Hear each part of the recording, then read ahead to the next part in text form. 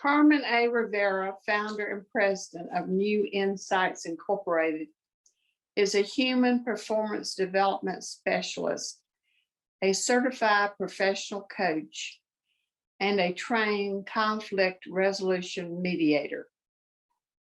She has been facilitating adult learning since 1969 and coaching individuals and groups since 2001. She designs, develops, and delivers training workshops that stress critical interpersonal skills, such as effective communication, conflict resolution, leadership, team building, management, negotiations, change and transition, valuing workforce diversity, and sexual harassment prevention. Over 50,000 participants have attended her workshops from all over the U.S. and the world. They have included CEOs, executives, managers, supervisors, and technical and support staff from national organizations, federal government agencies, and nonprofit organizations. She provides executive and personal coaching to managers and executives. Ms. Rivera earned her BA in sociology and psychology at the University of Maryland, and her master's in education in guidance and counseling at Bowie State College. All right. Wow. Thank you so much for that wonderful introduction. Love it. And it's a pleasure to be here this morning, and good morning to everyone. Thank you for taking the time to come to church, hear me speak, and enjoy each other's company and each other's presence. Today, what I'd like to talk to you about, as we said, is about boundaries. And I'm going to be sharing some slides. So let me go ahead and start sharing a little bit of my screen here. All right. So boundaries, the way out of anger and resentment. That is what I'm going to be talking about. And specifically, I'm going to address 4 questions. What are boundaries? Why are boundaries important? How do boundaries benefit us? And how can we set boundaries? So I'll be addressing each of those. So to start off, and I'm going to just click this off for now. When I was in my 20s, I was a mother of 4 young children. And at that time, I believed that to be a good mother, I had to be actively involved in children's lives. I still think that, but at that time I had 4 kids and I was really involved. And for me, that meant that I had to say yes to all the requests I got from teachers, from other mothers, and anyone else who would ask me for help. So I baked the cookies, I went on the field trips, I did anything I thought showed that I was a good and caring mother. At that time, I was also working part-time and going to graduate school at night. So I had a lot of things going on in my plate at that time. So what if I felt a little bit overwhelmed? I could handle it. And it was better than feeling guilty for not doing my part as a good mother. So I said yes. I felt like the right thing to say. And it was the 60s. As a woman, I felt I had to prove that women could do it all, and not only do it all, but do it perfectly. So saying no just would not do, because it would set off the monkey chatter in my mind of shame. You're not a good mom. So I said yes to everything that came my way.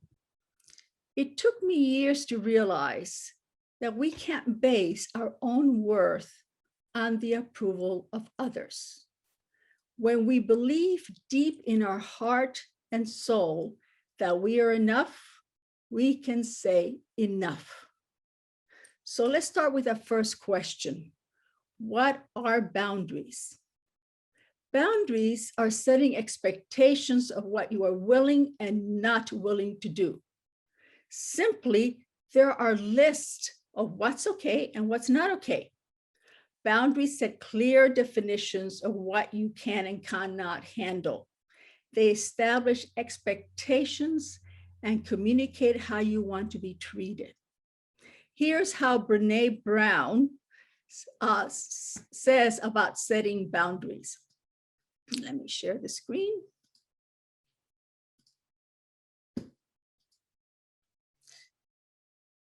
Daring to set boundaries is about having the courage to love ourselves, even when we risk disappointing others. So let me repeat that. Daring to set boundaries is about having the courage to love ourselves, even when we risk disappointing others. It's really very important. By the way, Brene Brown is a research professor at the University of Houston, and she's world-renowned for her work on courage, vulnerability, shame, and empathy. Some of you may have heard about her. Okay, so why are boundaries important? That's the second question.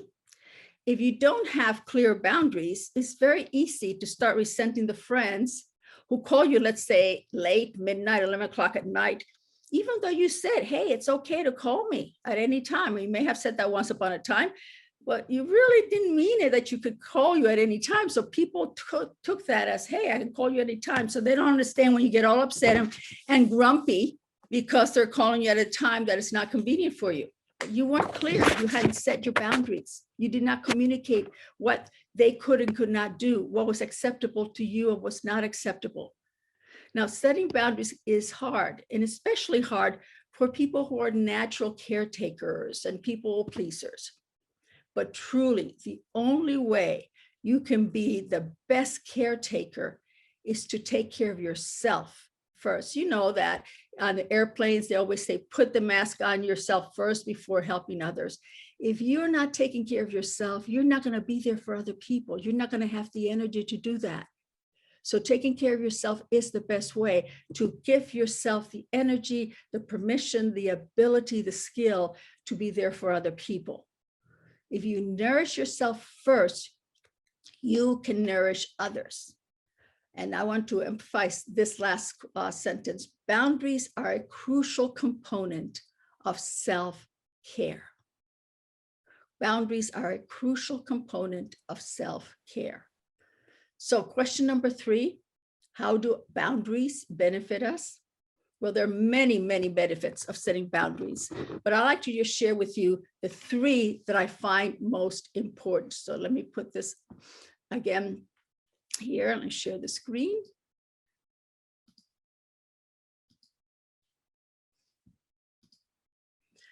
Increased self-awareness, increased compassion, and better communication. So let me talk about each of these. First one is increased self-awareness. You can't set good boundaries if you don't know what you can tolerate or accept and what makes you uncomfortable or stressed. So you have to know yourself in order to set good boundaries. If you don't know yourself, you don't know where the demarcation line is. So knowing yourself better allows you to take better care of yourself. And if you choose to take care of others, you can decide what to say yes to. You can do things that will bring you joy and what you actually want to do. A lot of times people say, I have to learn how to say no. I like to put it another way. Choose what you're going to say yes to. Choose what your heart desires. Choose what you want to bring into your life. Make it come from a positive place instead of a negative place.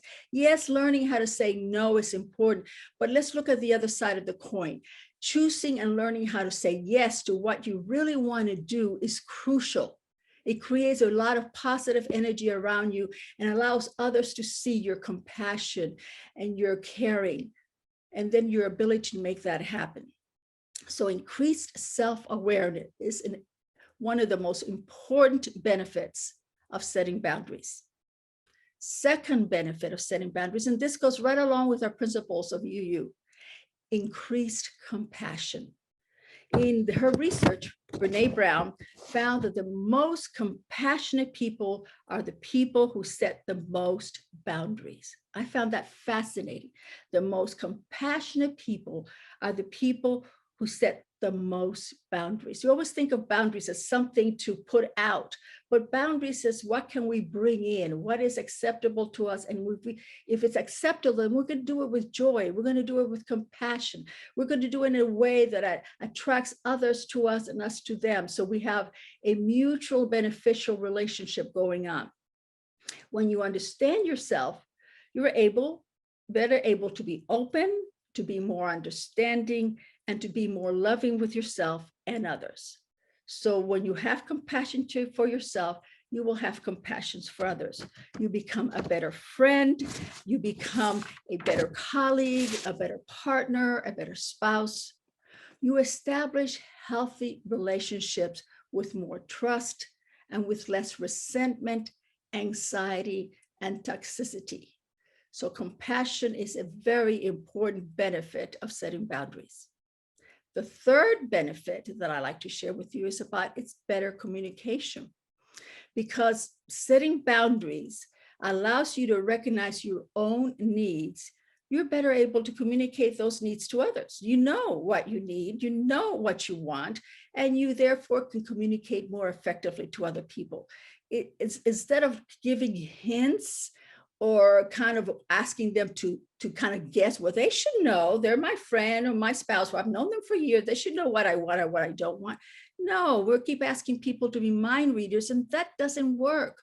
You got to be clear in your communication. So when you know yourself and you have compassion, you are able to communicate more clearly to somebody else. They don't have to second guess, and then you become upset or angry because they did not get what you were hinting at. So setting boundaries allows you to be clear around the boundaries and the reasons for the boundaries. You can also understand that you can say no truthfully and without guilt. This is important. People keep thinking, if I say no, I feel guilty. If you love yourself, if you understand yourself, you know that saying no is taking care of yourself and taking care of the other person.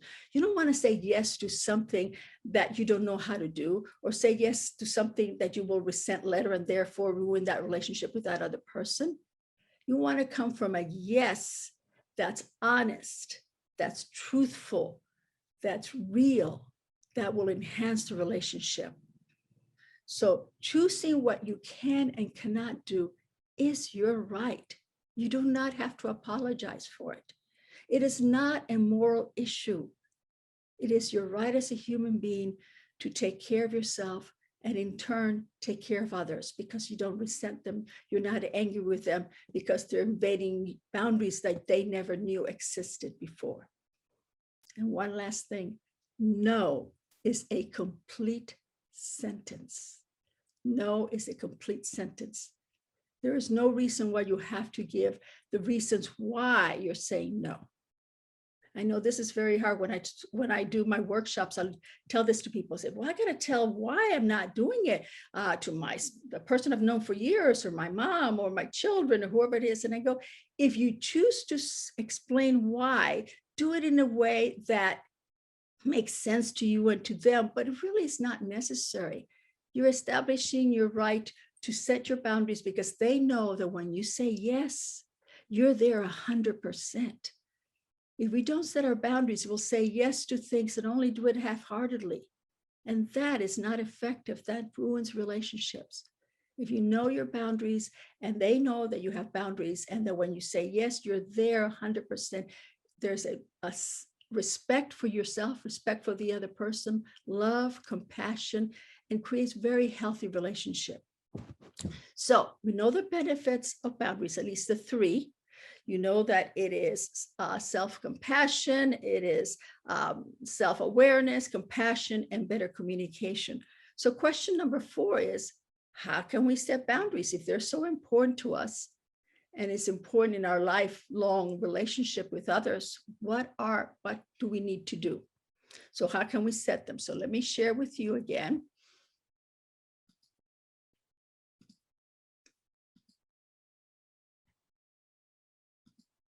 How to set boundaries.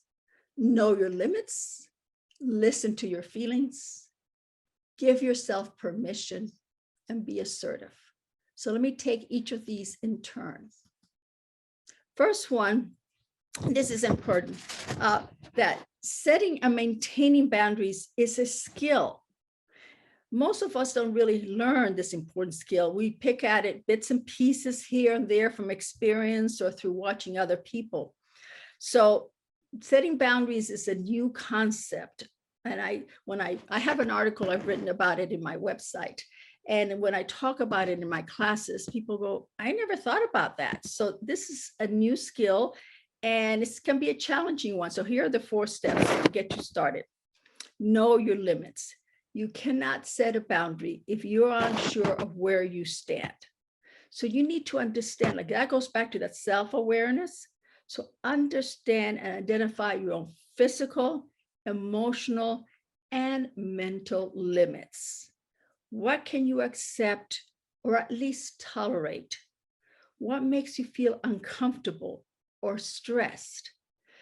People ask us to do things that we think, oh, that's nice, but can I do it? Maybe I can, or I kind of fake it. That's not helpful. Really let them know what you can and cannot do about that request. Maybe you can do part of the request. Maybe you can do a small amount, but don't take on something that you know you don't have the skill to do it or the time.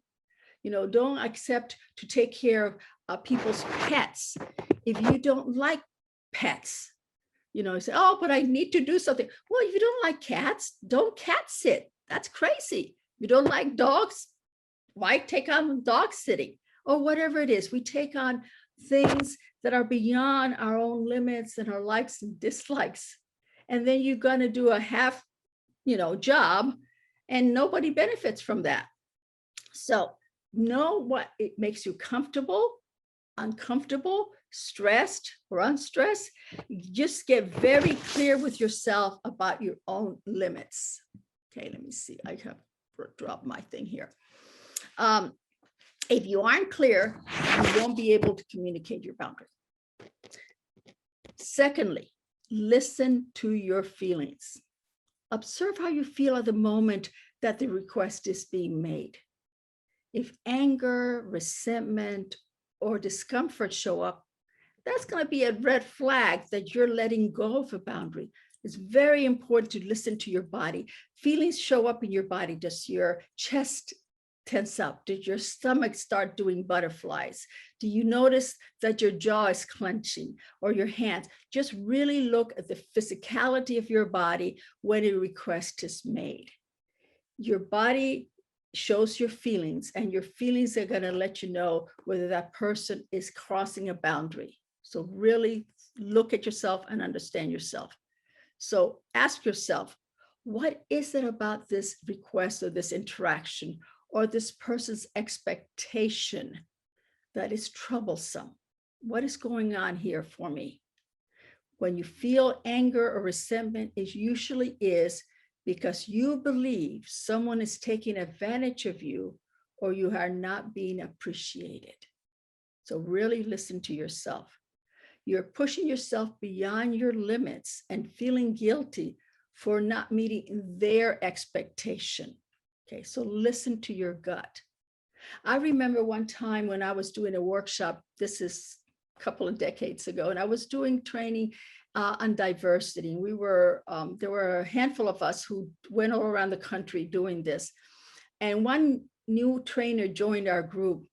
And I heard a lot of positive things about her, how great she was. So when she was her turn because we shared our presentation. So when it was her turn to share a presentation, and I had all these expectations, how fascinating, great she was going to be. And I realized she's fine. She's okay. She's not terrible. But, I had put her at some kind of pedestal about how wonderful she was. So when we debriefed, like we usually did after workshops, after a day, I said to her, I thought you were going to do something more. I actually said to her, I thought you were going to do something more. And she said something that's always stuck with me. She says, I'm not here to live up to other people's expectations of me. I realized, we do that. We feel like we have to meet other people's expectations of us. And that gives our power away. That says, you are going to be the person who is going to tell me how I'm going to live my life. You're the person who's going to, in some way, rule the days and the moments of my life, because I have to live to these expectations. Now, we may think that as we get older, we know ourselves better and we let go of this, but I found that age is not the determinant about whether you live up to other people's expectations, or whether we listen to our guts, or whether we set boundaries. It really is a skill that you have to learn. And some people have learned it early on, and some people wait till they're 80 to learn it. So age does not automatically give us the skill of setting boundaries. So listen to your feelings when you're setting boundaries. The third important step is to give yourself permission. Believe you are worthy. Believe that you're entitled to basic human rights, to be treated with respect, to make your needs as important as others, to say no without feeling guilty, to ask for what you want, to set your own priorities. A lot of times when we feel insecure, when we don't feel worthy, when we feel less than, and again, no matter what age we are, we feel that with certain people, we end up trying to do things just to make them happy, so they do not get angry with us, so that they do not push us away. So we do what they want at the detriment of being who we are. I'm not saying that you become selfish by setting boundaries. I'm saying that you give love to yourself, and in return, you give love to others and compassion, because they know when you're there 100%. Okay. So know yourself, love yourself, give yourself permission to set those boundaries.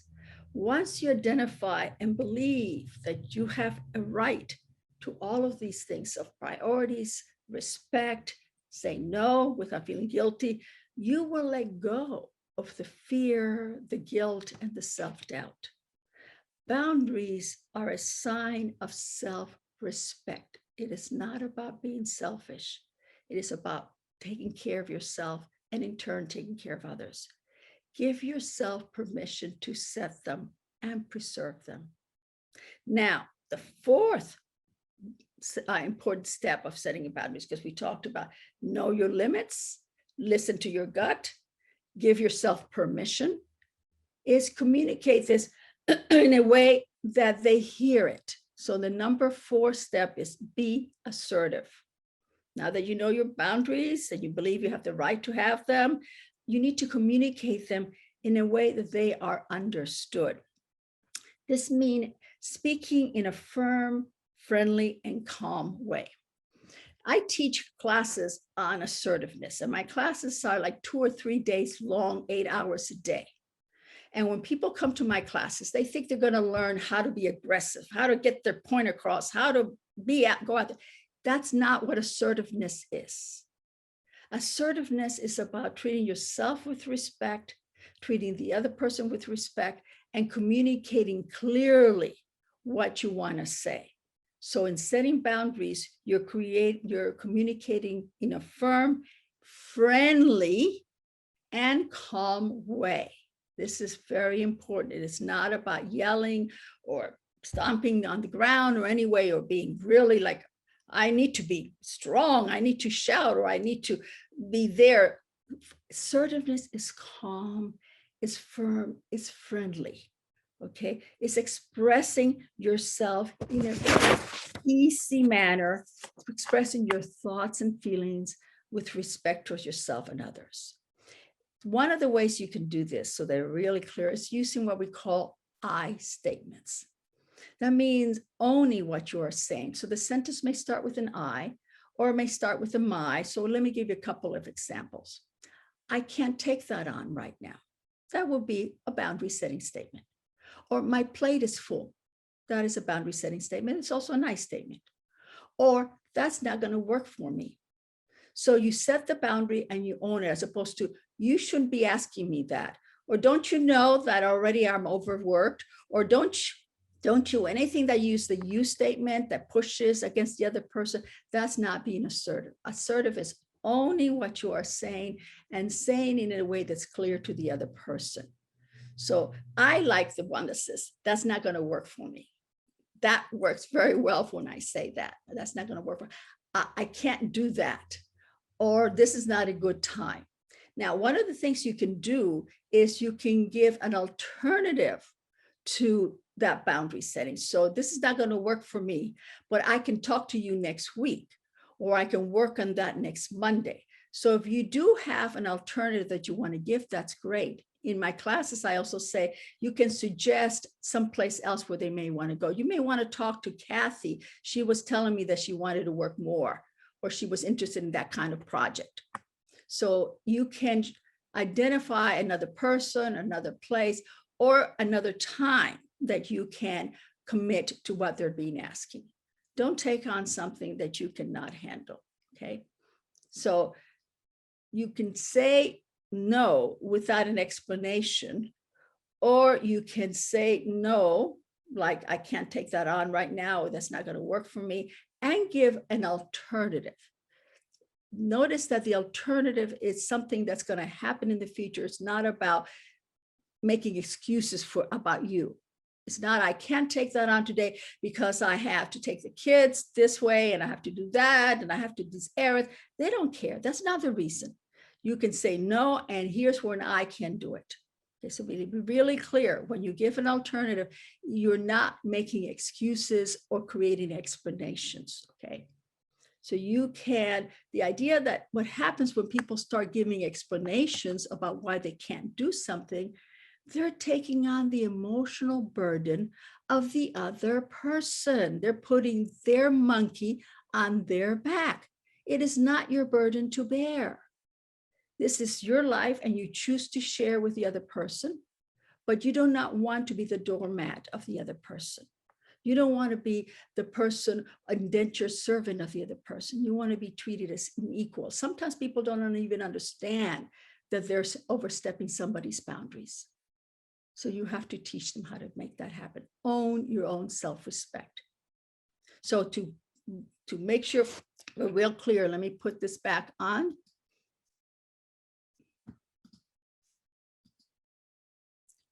Setting boundaries. Know your limits. Listen to your feelings. Give yourself permission. And be assertive.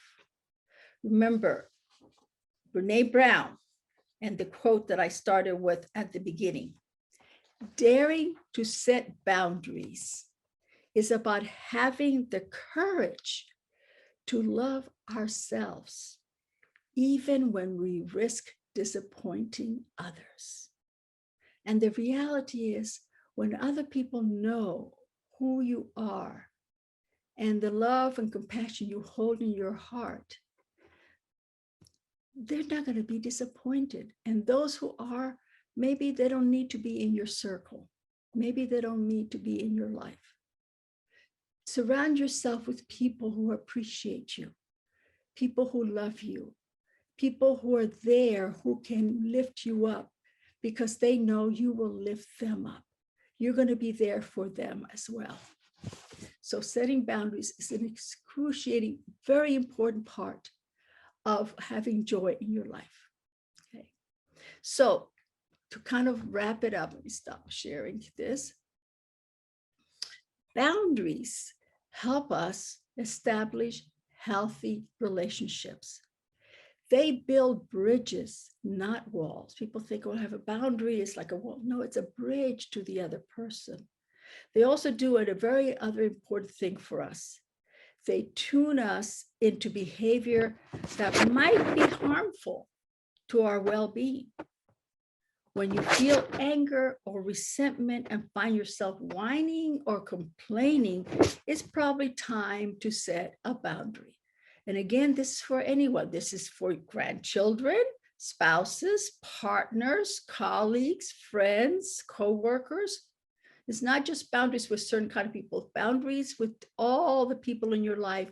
They may be at different levels or at different places, but boundaries are important with everyone in your life. Listen to yourself, determine what you need, and assertively communicate your boundary. Empower yourself. I leave you with this thought. I'm going to share the screen again.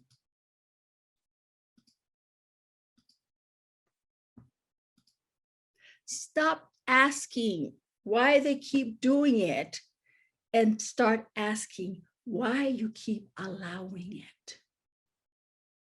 Stop asking why they keep doing it and ask yourself why you keep allowing it. Okay. So thank you very much for allowing me to be part of your morning and talking to you about boundaries. Here's my website, newinsightsinc.biz/blog. You can go and check any of the articles that I've written. I've written many, many articles. Here are just a few samples: the lightness of being, 7 essential values for a fulfilling life, discover your authentic self, finding balance under stress, and of course, boundaries, the way out of anger, resentment, and I have many others. Thank you so much. And I hope to see you soon in person, not just through Zoom. Thank you.